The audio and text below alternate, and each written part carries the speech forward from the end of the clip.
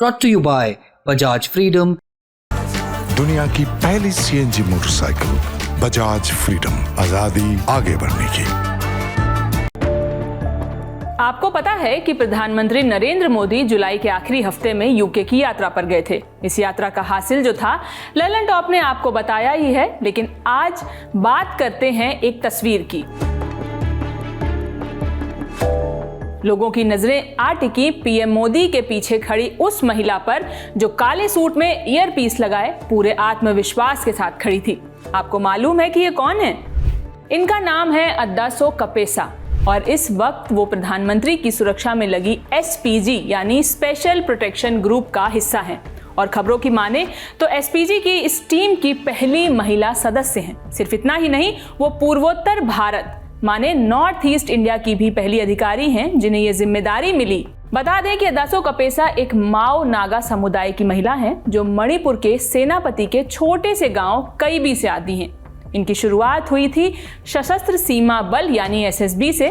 वैसे तो इनकी पोस्टिंग उत्तराखंड के पिथौरागढ़ में 55वीं बटालियन में है, लेकिन नियमों के तहत उनका एसपीजी में डेप्यूटेशन हुआ है, यानी कुछ समय तक उनको एसपीजी में अपनी सेवाएं देनी हैं। अद्दासो ने गांव के स्कूल से शुरुआती पढ़ाई की, सेवा ज्वाइन की, 2020 में एसपीजी ट्रेनिंग पूरी की और साल 2024 में एसपीजी की एक्टिव ड्यूटी ज्वाइन की।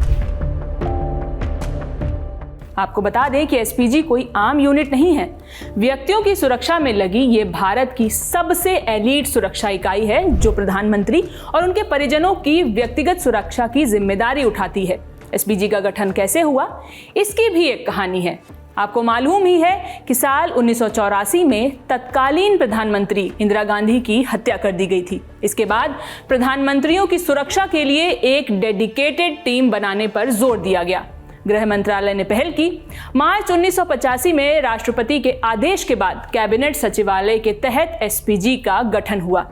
ये छोटी कहानी थी, विस्तृत कहानी कभी और। लेकिन इतना जान लीजिए कि साल 2019 में इस व्यवस्था को बदल दिया गया। एसपीजी एक्ट में संशोधन किया गया और तय हुआ कि ये समूह सिर्फ प्रधानमंत्री और उनके परिजनों को ही सुरक्षा देगा।